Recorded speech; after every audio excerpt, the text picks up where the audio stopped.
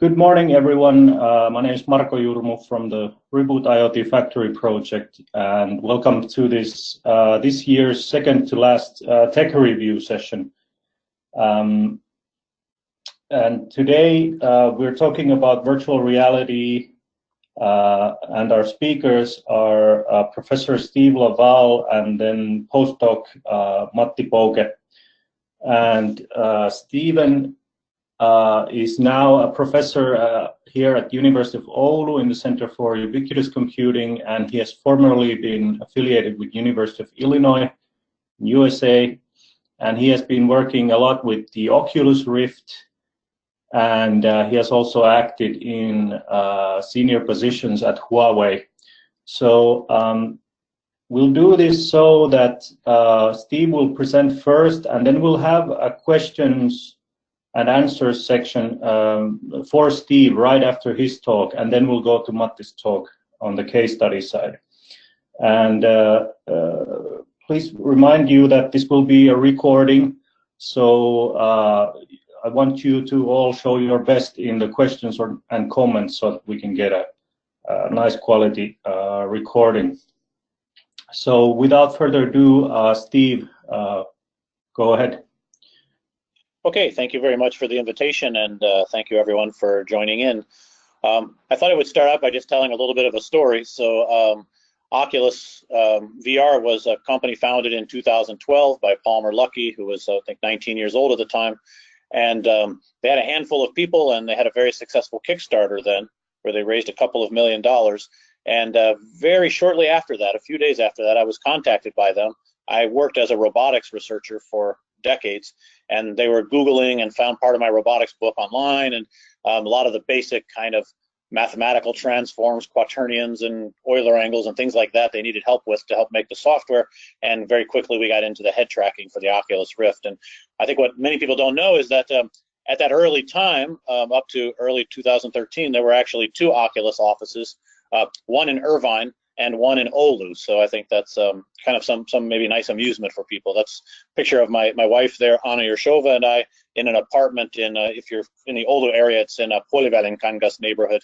And we also have a UR5 robot there where we had the original sensor board installed on it so that we could do a lot of performance tests while we were working on the tracking. We also did things like study the thermal properties of the inertial measurement unit, which we could do by putting the sensor out the window in January and then bring it back in. And the people in California weren't able to do such experiments because the temperature is always the same. You know how terrible it is in California. So being in Finland, we had some nice advantages. There's also the mysterious thing that if you start with Oculus and you take away C and S, you get Oulu. And I don't really know what the significance of that is, but I'll leave that for your amusement. That was 6 years ago.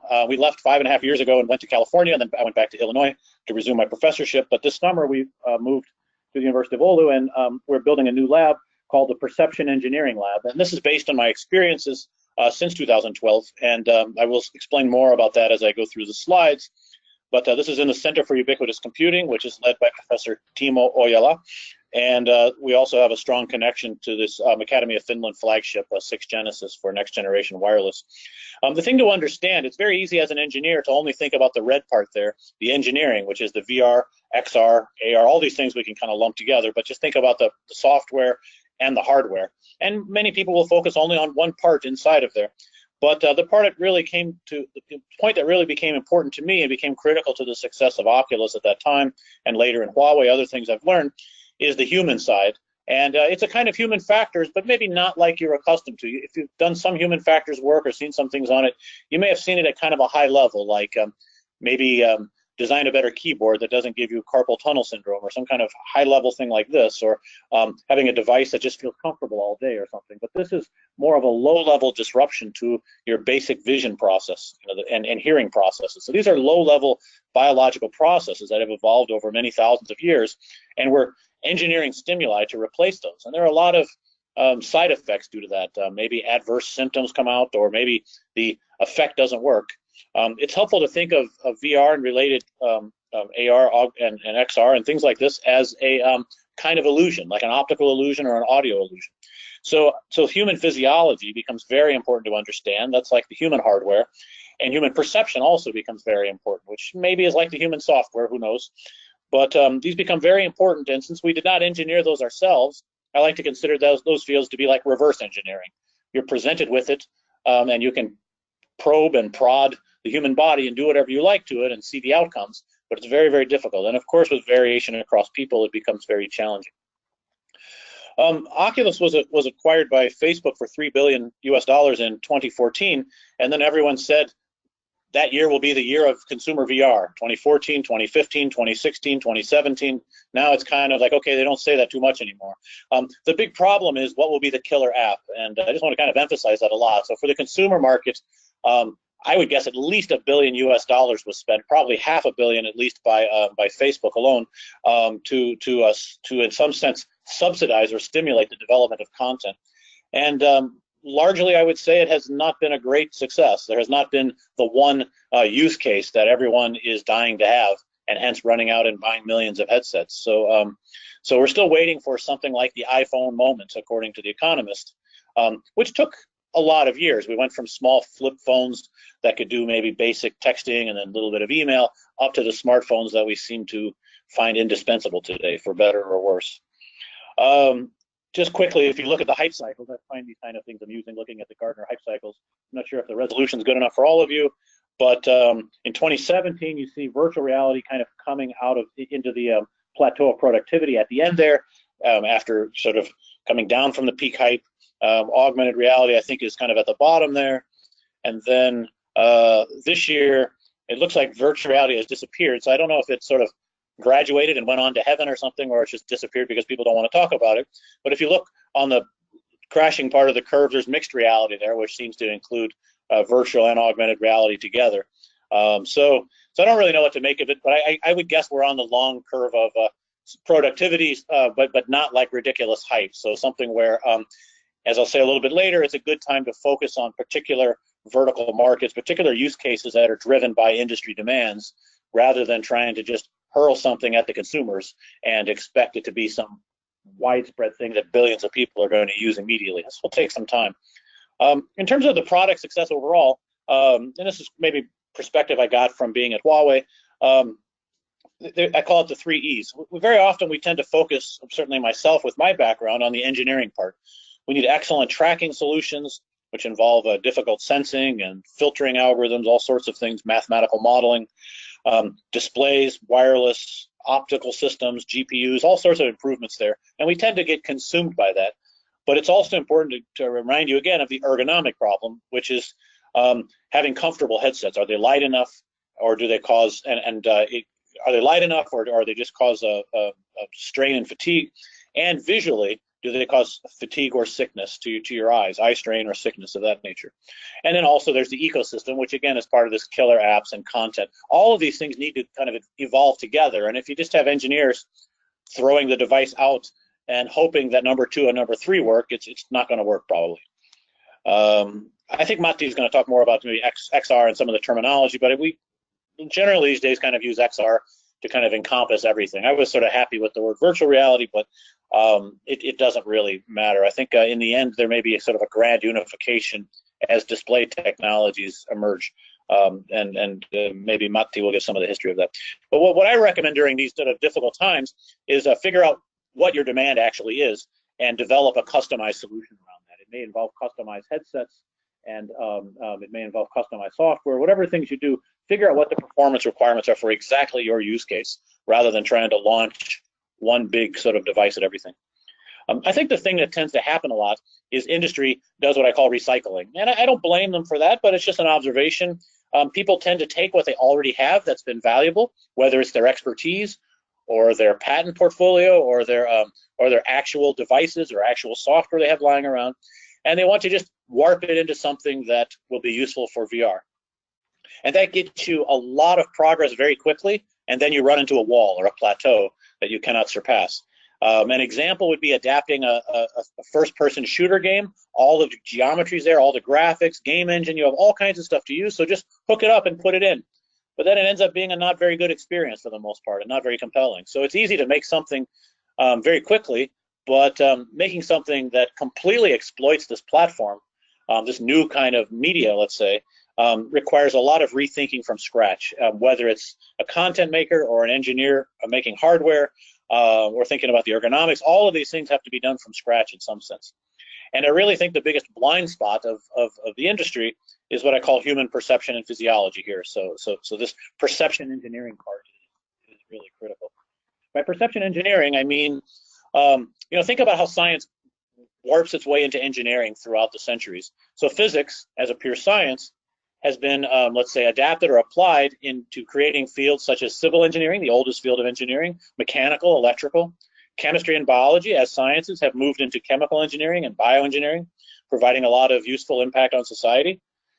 So I see that we're at a time where perceptual science or perception science and neuroscience are ready to be adapted and applied into perception engineering. And that's the kind of vision that I have for this lab and for the industry and ecosystem in general, for the whole thing. I really feel like we really need to have perception engineers out there who understand the, let's say, reverse engineered human body together with the systems that we're engineering. You can't just put a bunch of black boxes together and hope that it works.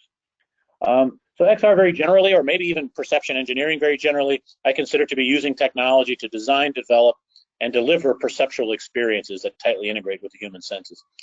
And I mean human perception, not computer vision. Computer vision is very important in the development of these systems, but I'm not using the word perception here like an engineer might. I'm using it in the classical sense, like a scientist might. It really struck me thinking about, and I'll talk a little bit about human perception here, and then I'll be finished and take some questions, and then we go to Matti.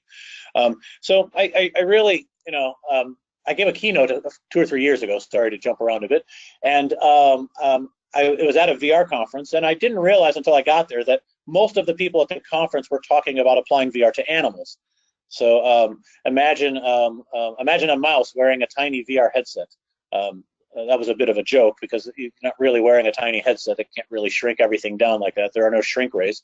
So what they do is they present a giant display, and the mouse runs on a treadmill, maybe a spherical ball. They even did the same kind of thing for Drosophila. So I saw this at LMU, Munich University there. And Drosophila are fruit flies even, with a 4-millimeter ball, I believe the size was. And they're trying to study the neural structures that form in the way that these creatures build maps of their environment, place cells and grid cells. And it really struck me that in that case, there are scientists and there are laboratory rats. And then when it came to the development of VR systems, it seems these get kind of mixed together in some haphazard way. If you wear the headset, you are the laboratory rat. If you take the headset off and do development, you're trying to be the scientist, and you can't really mix these in a haphazard way. So I got really interested, and this is at Oculus and Huawei as well, in human physiology and perception. As I said, it's a hard thing to argue to engineers that this is important because these processes are invisible to us. We do these visual perception things all day long in our lives, and it seems to take no effort. It's just like magic to us. And so again, you have to think about, are you the scientist or the lab rat when you do these things? And one of the biggest challenges is something called adaptation. We adapt on all scales. Just like your eyes adapt to low light levels or brighter light levels, our bodies adapt at all time scales to all different kinds of stimuli. So even a bad VR headset you might adapt to and think that it's fine, or you might make a bad experience and think that it's fine. So this is quite a difficult challenge. So understanding how the human eye works, photoreceptors, physiology, neural structure becomes very important. If we see a scene like this, it's not even a real image, but somehow this is just an example of perception. This fools our perceptual systems into inferring depth and scale. We know that in the background of the picture, those are not miniature people, those are people who are far away. So artists have been very good at fooling human perception for centuries. And now the engineers are coming more and more into this game. And they have certainly since movie making and all kinds of other things, and gaming and many other technologies. But now that the level's getting sort of higher and higher, or maybe lower and lower, depending on how you look at it. Let's say it's becoming more pervasive in the integration of art and engineering. This is just another. I want to remind you that virtual reality and the related technologies are a kind of optical illusion or audio illusion or whatever other senses you want to overcome or work with. They are illusions for those, and that's important to realize. This is a perfect grid, but it looks like it's warped because of the way our visual processes work. So if you don't understand those, it's very easy to make mistakes in the development of these systems. So again, I mentioned this a tiny bit, but the trouble that we have is there are perceptual problems with VR development. So it's an early picture of people at Oculus there, and you know, if you're naive about the perceptual issues, you tend to adapt to things. So you may just adapt to whatever you're making, and you think it's just great. Just like you might think your software is great or some paper you've written is great, and then another person can provide objective feedback. So the same kind of thing is true here, but it's happening at such a low level that it seems invisible or surprising to us that we can make these kind of mistakes. So, so you need, I think in many ways, something called perceptual training to notice flaws in these systems. And you need to try to find, let's say, human lab rats to try these things out and do some design of experiments. As an example of perceptual training, I trained myself to observe latency down to 2 milliseconds by the time I left Oculus. And in the beginning of Oculus, I could only see it down to about 40 milliseconds. I did very careful procedures of turning my head back and forth with a very small amplitude and a frequency of about 2 hertz, and I could notice phase shifts in the positions of the geometry relative to my eyes and head. If I, in comparison to the real world, I would notice a kind of phase difference, and this is how I was able to detect that. So training people to look for flaws rather than have them just adapt to ignoring them is the important thing. And you know, if we look at the history of the evolution of this technology, the odd thing I find from industry leaders in recent years is they may say their headset is so good that they beat the sickness problem, and I like to say that it's so good that you'll make people more sick than ever before, because it was the case early on that a lot of the bad headsets might have caused sickness, but if you fix everything perfectly, you can still make the people very, very sick. For example, by moving them in VR, but they don't move in the real world, the vestibular organ in your ears knows that you're not moving, but the eyes tell the brain that you're moving. That mismatch causes significant discomfort and sickness in people. Currently, we're at a time of trying to improve display technology because the Oculus Rift and many other related headsets have worked by just taking smartphone screens and placing them close to your eyes and then focusing them with lenses. And so because of that, we still need a lot more resolution. For example, Samsung Gear VR is at about close to 600 pixels per inch. There's significant improvements, maybe 50% more in recent times, but we need to get up to about 2,200 pixels per inch so that we don't see pixels anymore. So that's very challenging to do for a wide field of view. Micro OLED technology can let you do that for a narrow field of view. There's many other display problems as well. We'd like to increase the field of view, but when we do that, we get optical aberrations. And there's also something called vergence accommodation mismatch, which if you're young enough to not need reading glasses, then when you close your eyes in on something very close, your eyes automatically refocus. You have sort of an autofocus muscle. And in VR, things are always in focus all the time, regardless of the distance at one particular depth. And so it's training your brain to decouple those two motors, bringing your eyes together and the refocusing. And that's known to cause fatigue. That's why 3D movies do not appear to have geometry directly in your lap anymore, because they learned that the hard way. We're currently in a time period of what I would call the display plateau, where we've made a lot of progress using smartphone screens, but now it's getting much, much harder. Exactly as I said about recycling, it's a very difficult time. So there's a lot of research and industry development right now on waveguide technology, which was the basis of, for example, the Microsoft HoloLens or the Magic Leap 1, and so many other devices out there. But still, the field of view is very narrow. There's an enormous amount of light leakage or loss in these waveguide systems. Maybe 99% of the light is lost, so they tend to require a lot of power. Micro OLED technology is wonderfully high resolution, but tends to be very small and very expensive, so you don't have a very high field of view, and the cost goes up. And there's really exciting retinal projection technology on the horizon, which projects the laser directly into your eye. These are very low power and very narrow beam eye safe lasers, and they get combined with MEMS mirror technology so that they draw on directly onto your retina like a CRT monitor. And in that case, you don't even need lenses. Even if you need glasses, you don't even need them in most cases for these kinds of devices. So all of these things are kind of coming along, and that needs to be taken into account as you try to develop different kinds of systems and design things. But it will still be several years before these come into full force, I would say, to really improve enough. And ultimately, hopefully, we have some kind of VR, AR, XR, mixed R technology that can sort of handle all the experiences. Maybe you have direct see-through lightweight glasses, but then you have some cover you can put over it, and you'll get a full, like, block out the external light and get whatever you want with a high field of view. Just finishing up, I have one last slide. You're certainly welcome to check out a VR book that I've written. It's online for free. There's an address there, and it's to be published by Cambridge University Press hopefully next year. Also, I have some free online courses. They're maybe a little bit hard to find right now. They might be on YouTube, but you can look for NPTEL. This is India's national education program. So it's free education, and I went there and gave a summer course at IIT Madras in 2015, I believe, and the lectures are all recorded online if you'd like to learn more. Thank you. Okay, thank you, Steve. Very interesting topic, very interesting points. So we can spend maybe around 5 minutes now for questions from the audience. So please go ahead.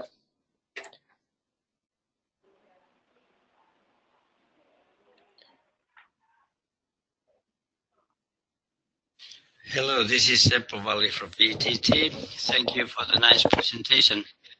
I'm personally very much interested in this vergence accommodation conflict problem, and it's very technically, I know that it's very difficult, but there are a lot of means to try to tackle it. I would like to hear your opinion on the importance of these efforts, and to support this natural focus of a human eye. Oh yes, okay.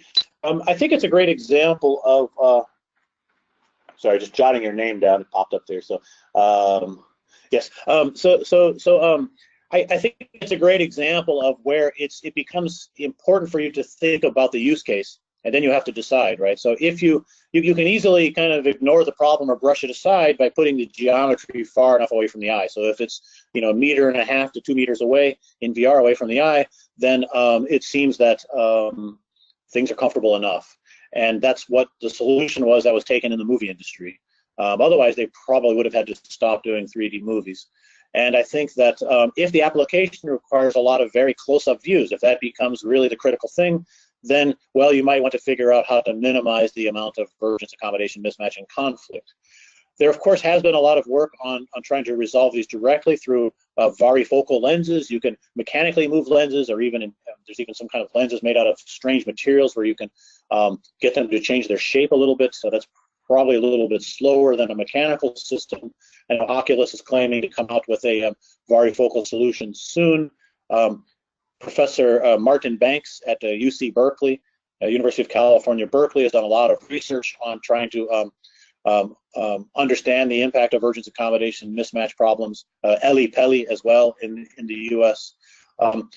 Most of the side effects seem to be fatigue. I don't know how much people can adapt to it over time, and then maybe it's not as much of an issue. For a consumer product, it's usually not a good advice to just say, well, let people adapt after a year. By that point, your product will be dead. But there's some evidence that the vergence accommodation mismatch is causing nausea as well, but I'm not so convinced. I think it's still kind of open on that. I'm not as sure, but fatigue for sure seems to happen. I hope that's a helpful summary for you. Yes, thank you. Okay, so there's one question in the chat from Tuomo Tuikka at VTT, so I'll just read this out loud. So have you done research, or do you have an estimation on at what point perception is good enough or optimal for doing something in, for example, in industrial settings? That's a wonderful question, and that's exactly what I'm trying to zero in on while I'm here in Finland. In fact, I was approached by Business Finland recently, and we're just trying to kick off a kind of a program going on centered on this, to try to figure out what are the perceptual criteria that are needed for different use cases. Whether you're talking about the design of a headset, or maybe you're all the way at the other end. Maybe you're a panoramic movie maker, and you want to figure out, what do you need to do? How do I decide on camera motions or brightness, contrast, things like that, in order to improve comfort.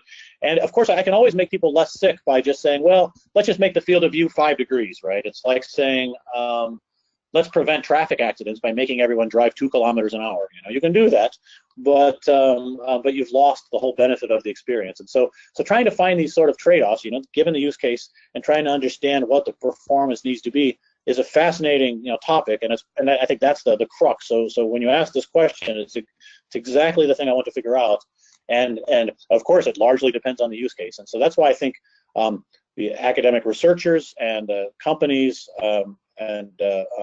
government researchers all need to come together to try to figure out what these criteria are and try to map out the space, basically. So if you want to do these kinds of tests, here's the requirements. If you want to do this, depends on the time of use. Like, you're going to use it for a minute, or do you need to use it all day? Do you need to have a lot of near field things or far away field things? Does it involve a lot of really rapid motions of objects in the world? Does it involve a lot of rapid head motions? These things will affect resolution, frame rate, and many other aspects. Okay, thank you. Well, I have one question. Hi, my name is Marko Yrmusson from VTT. Thank you, Stephen. Excellent presentation. Standardization. Are you aware, or what is your opinion about standardization related to VR?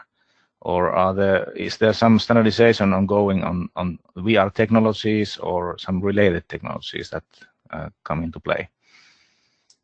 I know there are a number of ongoing efforts on standardization, and I know some of the big, like Unity 3D is involved in that, and maybe Matti can name some of the consortia on that. I'm sorry, the name has kind of slipped my mind right now, but there's definitely a lot of effort on this. There's always the question of is it going to win out, or how long will it take to win out, right? Because I think right now a lot of the dominant players or big players in the space would like to have their platform and their way of doing things be the foundation.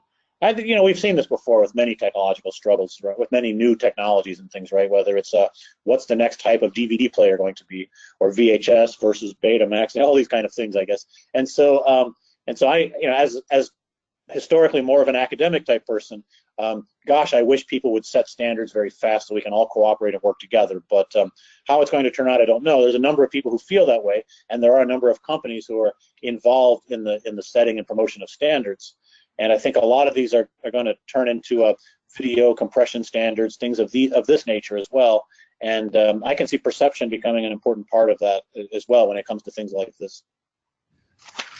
Thank you. Yeah, to answer to the standardization part, there's, for example, this group called the Kronos group. I can copy paste them quickly on the chat over there. So that's one of the organizations that's for example trying to work on this standardization of, for example, Web 3D and Web VR and those kind of things. Did you mean the Kronos group, Steve, or something else? Yeah, that's exactly it. Thank you. That's right. I remember that. Yeah. Yes, and the link to this group that Matti mentioned is also being shared in the chat right now, so you can go there and look that up. We can take one more quick question if you want.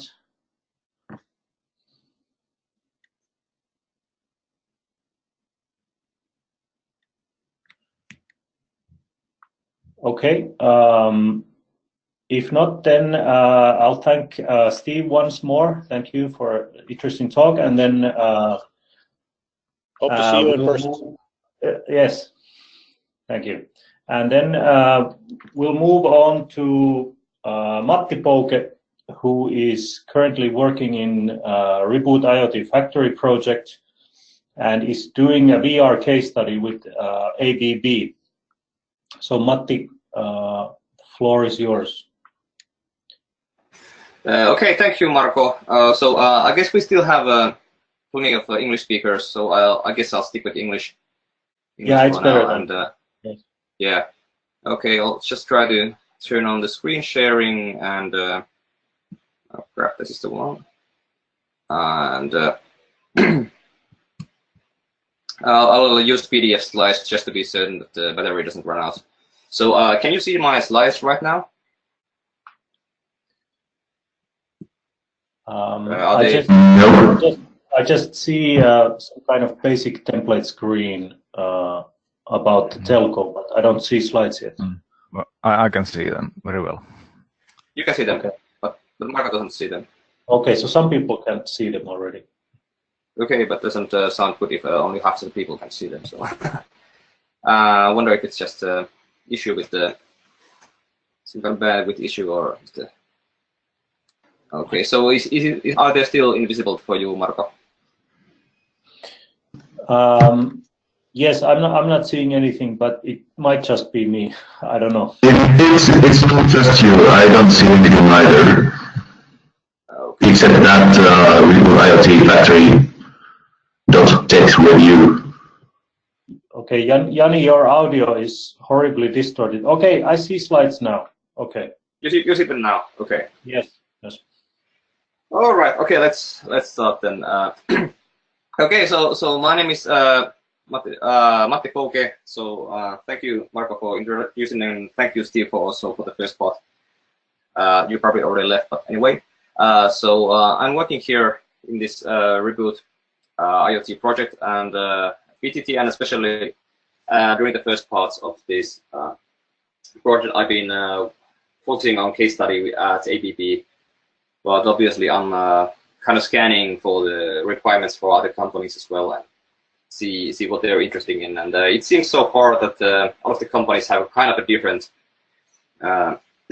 different kind of things that they want to do and different things that they're interested in, and very different kind of requirements as well. And for many of the kind of perceptual issues that Steve mentioned in his speech right now was that it seems that ABB is kind of a very convenient for many of these perceptual issues, and actually it's very convenient for very convenient case study for VR application like this. And as I go on, I'll try to kind of link some of the things there for Steve's presentation just now. So let's go on then. And so the problem here was at ABB was how to speed up assembly operations for factory workers. So that's the kind of the question there. They have a kind of a set of instructions right now, which they can read from PDF, very detailed instructions, or they have some kind of these explosion pictures for workers that are already more high level and used to kind of already know what they're doing already. And so I utilized the term XR here, which is the kind of the new term for wrapping up things regarding virtual reality, augmented reality, and so on and so forth. So the question was whether we can use some of these new immersive technologies to somehow speed up the kind of factory assembly thing. So just to mention here, then the what Steve also mentioned here was this kind of classical set of definitions for mixed reality and immersive technologies. So usually often what we were talking about augmented reality and virtual reality. So basically it's just the augmented reality in a classical sense is something that it makes you see the most of the things that you see are from the real world, and then you kind of augment things from the real environment. Then you augment some virtual elements on top of the real world that you see, and then virtual reality is something that's completely virtual.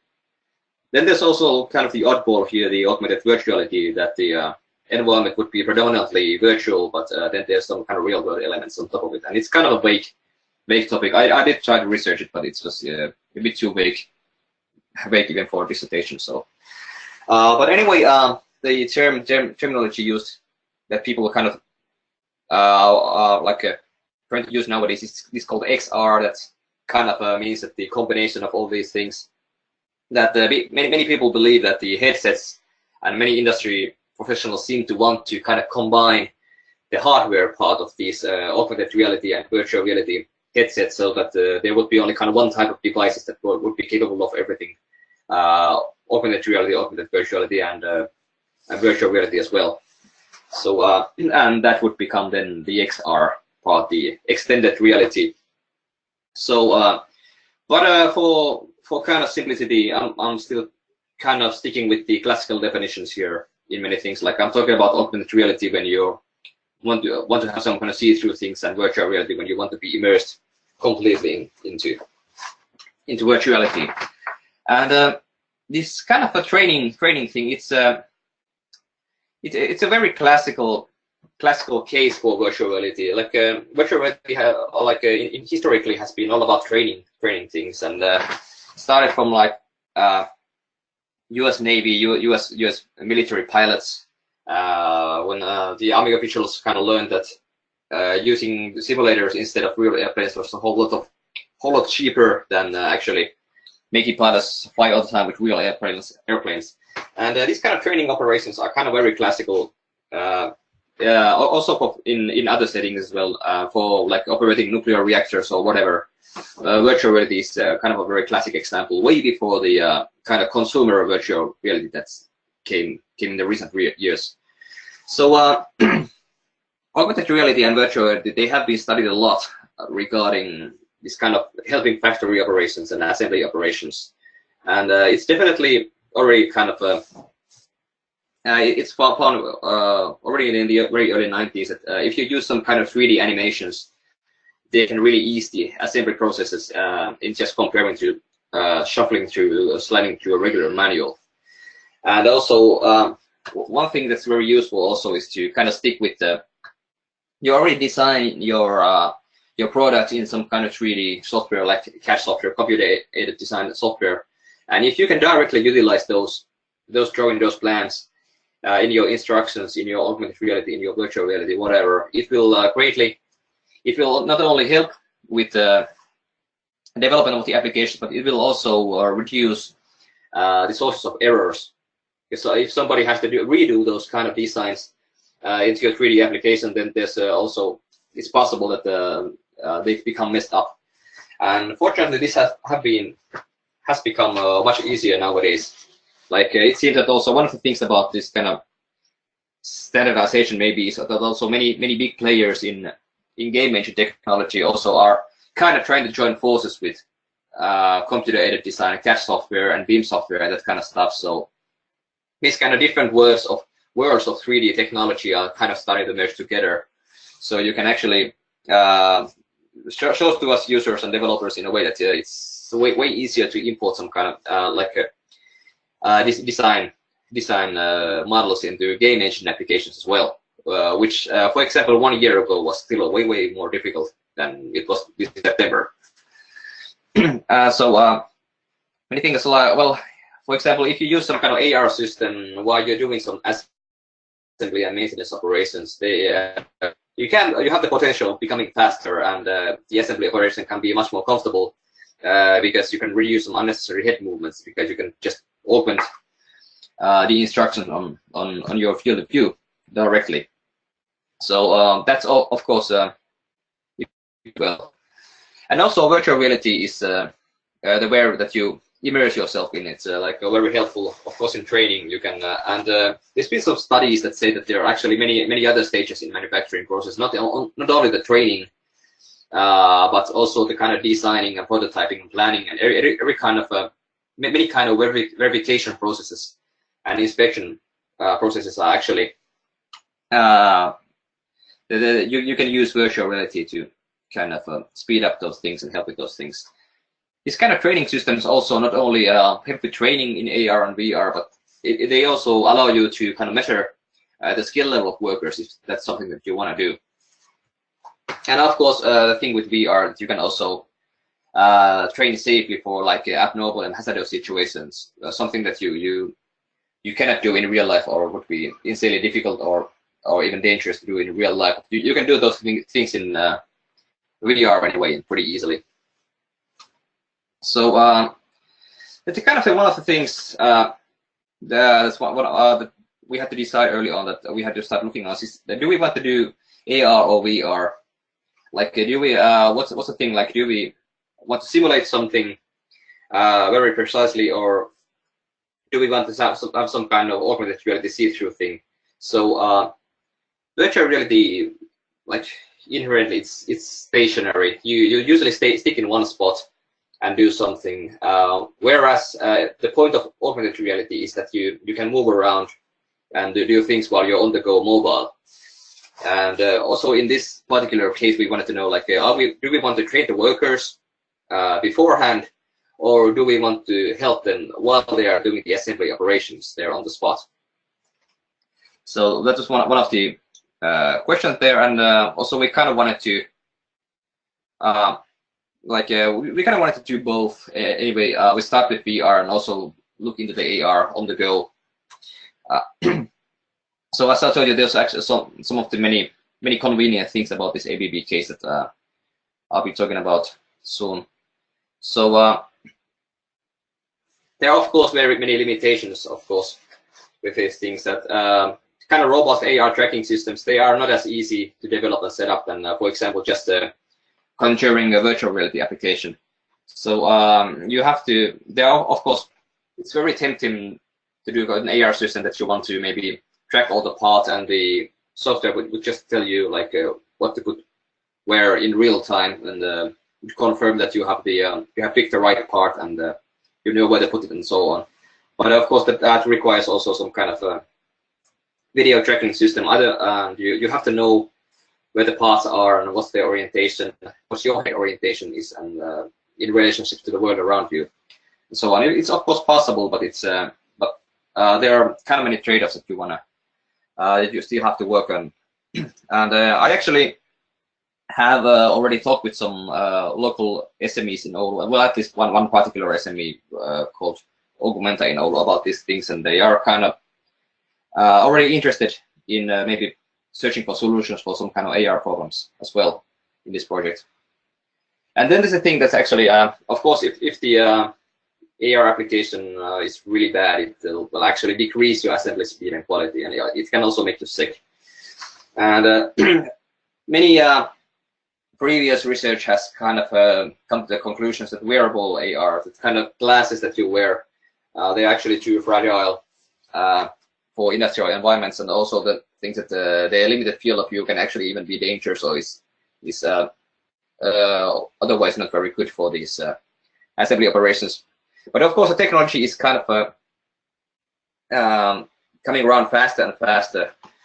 New headsets, even very light headsets, are coming all the time, and that might change things in the future. So I think it might be worth a shot for even trying these wearable AR things. I was myself thinking of maybe trying projected augmented reality, something that you project the instructions maybe under the workbench or something, instead of using wearable glasses or something. But at least Peter from Augmenta was all like, no, that's projected AR is something so 90s. Let's try the wearable instead. And he was really convinced that the very latest glasses would be actually light and comfortable enough that it could be maybe even used on in real time in factory settings. So also VR has many problems as well. Of course, like Steve already mentioned, many things like. So one thing is that the VR training might not be enough to develop some fine sensory motor skills. That you have to still use some kind of controllers anyway. Even though we have this kind of fancy motion controllers that can map one-to-one your hand locations at least, but there's still like many fine things that if the factory worker is supposed to like learn some very fine sensory motor skills, then VR is probably not going to cut it as of now. There's a but of course, if it's more about remembering which part to put where and in which direction, then it might be enough. And so it's a very case-dependent thing. And also, like of course, in AR, even if you use some real-world backgrounds and you put some instructions on the screen, there might be some legibility issues that you cannot see the instructions, or you cannot read the instructions, or you maybe develop an AR system that works very fine in your office or in the laboratory, but when you go into the factory settings, the backgrounds are so different that you cannot suddenly you cannot read the instructions anymore. And of course, one thing about related to learning is that the user might become dependent on the real-time instructions if they can see all the time, like what they're supposed to do next. So this is something that we also have to take into account when developing these systems. So what would be the best way? How can we ensure that the factory workers actually are going to learn those things, not just relying on instructions? And also, like mentioned in Steve's speech, there are like sickness problems in AR and VR, like vection and vergence accommodation mismatch. So the vection is the illusion of self movement. You become sick very easily in virtual reality when you move virtually and your own body is not moving. And there are many things like Steve mentioned. You can reduce the field of view. You can also do those kind of things gradually and maybe like only when moving. There are many kind of tips and tricks that you can do, and researchers are trying to develop to kind of overcome these issues. There's the thing that I'm studying myself is the kind of the realism, the amount of motion cues in the environment, and other things. And also, like if you just don't move virtually, you can also use some kind of rest frames, like maybe cockpits or like helmets or whatever, to kind of also help your brain to kind of anchor you into reality. That's something that seems to work pretty well as well. And then the vergence accommodation mismatch mentioned earlier. It seems to be that it's also one of the things that if you have to like focus repeatedly on far away and nearby, that's also something that will definitely cause you more sickness. Like Steve mentioned, that if you bring something really close, it's gonna cause the mismatch.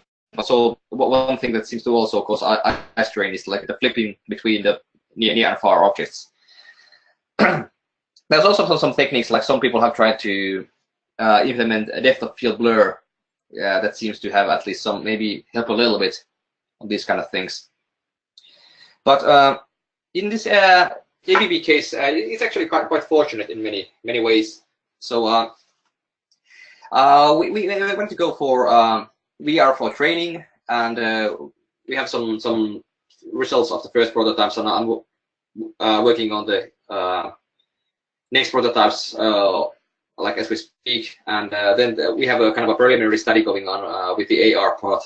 It might be that we are going to rely on Augmenta's expertise for the AR part some more, and probably continue with the VR part myself. As of now, still trying to kind of make the system, the VR system better. So okay, so what we done so far, we have some kind of prototypes we done in ABBs, like we have non-interactive video, just show a kind of 3D animation, like how the assembly process goes, and that's it. And we also have a desktop application, kind of point and click kind of thingy, to help with the memorizing the correct order of parts. And then we have the virtual reality prototype. So, well, here's a picture of the desktop. You can just it's kind of point and click game. You can just click on objects and put them on correct position, and it will help you, and it forces you to kind of put them in the right order. So, and then we have this kind of a VR application where you can use kind of motion controllers and hands and like look around and do the assembly operation in virtual reality. And so it was this one was done with Unreal Engine, and DataSmith plugin there was proved to be really helpful in importing the CAD models for the application. So it directly utilizes the actual models that the switch was designed with. So, and then some of the merging, we have to do some kind of merging to get the right granularity, and then we have a bunch of like states and sockets programs, so the assembly operation can be done in the right path. And the desktop version relies on mouse, and there's some kind of really simple states involved, like with the path, like who goes where and in what order, like where can they attach, and who should follow whom when the paths are together, and when can they move, and what's the final orientation and so forth, and to kind of ensure the correct, because you can assemble this switch in the multiple orders. It's not completely linear, but it's all kind of a you have multiple solutions. So it's a interesting, very very nice kind of puzzle development when you program these things. And we also have the VR version, so it utilizes touch controllers for your hand mappings. And one thing that's very convenient in this ABB case, that the real assembler actually he remains stationary, so we need no virtual movement at all. So that's very fortunate thing. So you don't have to implement any tricks like for example teleportation or reducing field of view, anything. You don't have to you don't have to worry about this kind of collection-related sickness, because the real assembler is stationary, and so we are in virtual reality, we are stationary as well. And so we can also utilize some passive haptics in there, because we can use a real-world table in virtual reality as well, and we can use a real-world bench. So that's very convenient. So you can actually feel the table in true reality and see it in virtual reality as well. And also, we have like really basic haptics going on right now, but that's something that we might want to improve a little bit in the future. So some kind of basic vibration feedback when picking up objects, for example. So with virtual reality, there's some kind of additional things that you have to take into account, because now you're operating with both arms. When using mouse, you're usually operating with one mouse cursor only, so there's kind of this some additional issues, like who is adjusting to who when you're dealing with both arms, and and so on. And also there's the kind of the comfort issue in here, like do we want like a complete realism, like actually grabbing the object, or should we just kind of point them and do something else, kind of like use a mouse metaphor in virtual reality and those kind of things. We have to study like what is best for learning and what's best for comfort here. So as I said, the VR training has been studied previously quite a lot. So there's this thing here like called presence in virtual reality. That's kind of it's kind of the common currency of virtual reality applications. It's the kind of the sense of being there, and there's kind of it has been seen very beneficial for many training applications, that the user's presence is as high as possible. That they want to, that's kind of the point of virtual reality, that you want to immerse yourself into the application, and you kind of want to have the feeling of being there. That's the kind of the point we are having these kind of HMDs and very wide field of views and hand-to-hand controls and such kind of things. We kind of want to, we want to simulate reality. So the presence is actually it's been kind of also shown to be the kind of the extent in which the artificial senses actually succeed in replacing the real ones. So the kind of the measure of the success of the virtual reality system. So here, of course, we are going to want to study some kind of things, how to, as a researcher, of course, I want to have some kind of research point in here in the ABB case as well. Like I want to study maybe how in these kind of situations we could make it as real as possible, and like and also other things. What's real enough for this kind of assembly operations? Do we want to go for realism, or do we have to sacrifice something for comfort, or maybe even for the sake of learning? So there's also this kind of objective presence, objective realism, and subjective presence. Of course, we want to ensure that the assembly operation is realistic enough, like technically, objectively, so that the right set of skills are transferring from virtual reality to true reality. The assembly itself has to be kind of realistic enough, and right things are done in the right place, and there's the right feeling to it. And then there's the subjective presence, like the kind of sense of being there in itself is set to increase performance, because you kind of, your brain gives more resources to the virtual reality. You're not thinking about true reality too much, but you're actually kind of focusing on your attention on the thing that you're doing in virtual reality. So that then helps your performance, and helps you to accomplish better results when training. So one of the things that came up during some talks with other companies as well was the issue of haptics. So they have a significant impact on presence. So there are things called active haptics. So it's kind of programmable feedback that you can use, maybe it's some kind of hardware, and then there's kind of passive haptics that we use something that we plan in the physical environment that we can feel in the virtual reality as well. So here in ABB case, we can actually utilize passive haptics. We have a chair on a table that we can use in virtual reality and true reality at the same time. And of course, and I'm also trying to learn more about like how to implement very good active hardware haptics as well. Something that's would help with the assembly operation, that may make your hands use maybe some kind of vibration cues and sound cues or whatever to like make the assembly operation feel as real as possible. And that was one of the reasons that I wanted to go with, in this case, I wanted to go with the Oculus instead of HTC Vive. The HTC Vive seemed to have a better tracking system for room scale VR, but the Oculus has kind of a more, their controllers resemble a little bit more about using your own actual hands. So that's the hand haptics and hand interaction I'm trying to kind of learn here. So we have many things for future direction. We have to do some more complex switches and then do some field studies in this sprint. Are the workers actually learning faster, or that's the thing that we want to do. What affects learning, the issues like with comfort versus realism, and yeah, going with more realistic hand in maybe in visual side as well as the hardware side. There's this interesting plugin that you can see there on the right that seems to have some like many more possibilities for like more complex hand interactions. I want to try that next, and we can try. We have some wearables involved in this project as well, so we can try to combine those with VR studies, like measure some maybe presence and stress levels and that kind of things. Worker comfort using wearables and in virtual reality as well.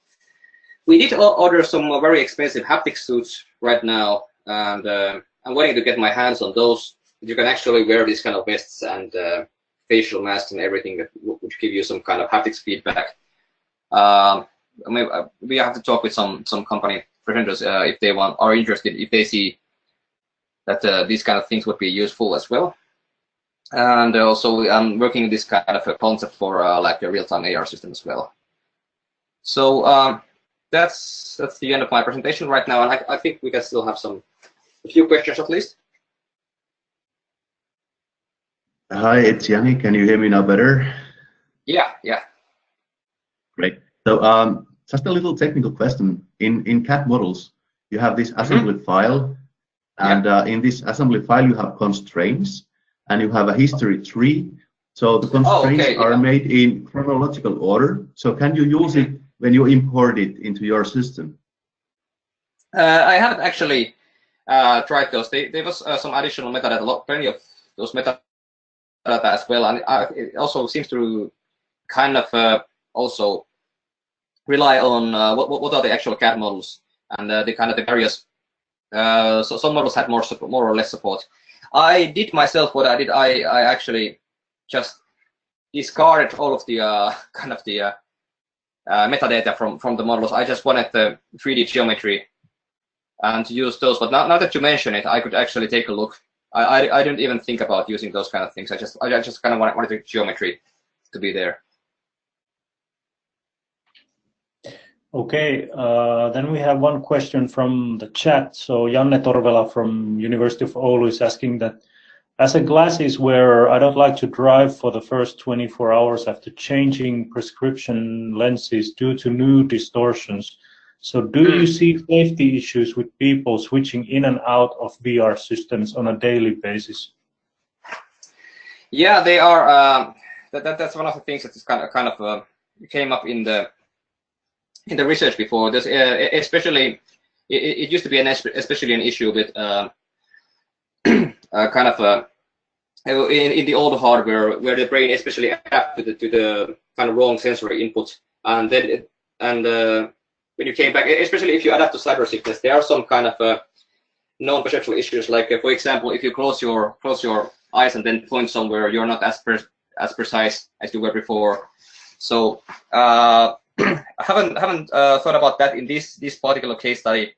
I do try car myself. I sometimes have to like switch between a VR helmet and true reality many times a day, and hasn't occurred to me if it's safe to drive car or not after that. But what I did notice that there's definitely a perceptual difference. It is kind of if I switch from glasses to contact lenses, I actually fear at least as big of a change as if in putting up virtual reality helmets. So there are some similar things there for sure. Like if I put on contact lenses, I feel like I'm in virtual reality for like 4 hours or something like that because it feels so different. Okay. Thank you. We can take one more quick question if somebody wants to go ahead.